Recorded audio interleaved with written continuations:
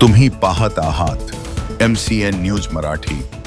वाढत्या उन्हाळ्याची तीव्रता लक्षात घेता खामगाव शहरातील गायी व इतर मोकाट प्राण्यांसाठी पिण्याच्या पाण्याची योग्य व्यवस्था करावी, तसेच जनावरांना रस्त्यावर सोडून देणाऱ्या मालकांवर कडक कारवाई करावी, या मागणीसाठी एकनिष्ठ गौसेवा संघटनेच्या वतीने 17 एप्रिल रोजी खामगाव नगर परिषदेच्या मुख्याधिकाऱ्यांना निवेदन देण्यात आले।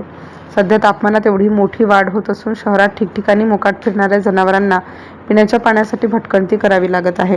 महाराष्ट्र सरकारने गायीला राज्यमाता दर्जा दिला असला तरी प्रत्यक्षात त्यांची स्थिती बिकट आहे।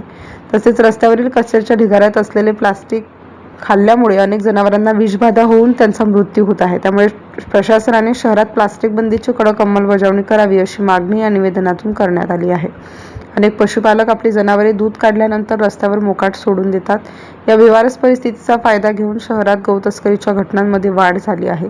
याला आळा घालण्यासाठी जे मालक जनावरे रस्त्यावर सोडतात त्यांच्या नगर परिषदेने कठोर कायदेशीर कारवाई करावी असे निवेदनात म्हटले आहे आणि नगर परिषद प्रशासनाने या निवेदनाची गांभीर्याने दखल घेऊन तातडीने उपाययोजना केल्या नाही तर एकनिष्ठा गौसेवा संघटनेच्या वतीने नगरपालिकेसमोर लोकशाही मार्गाने तीव्र आंदोलन छेडले जाईल असा इशारा सुद्धा यावेळी संघटनेकडून देण्यात आला।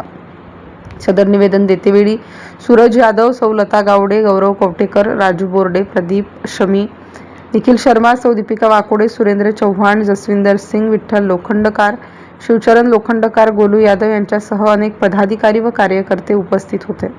MCN न्यूज मराठीकरिता शेख अजीज मोहम्मद, खामगाव।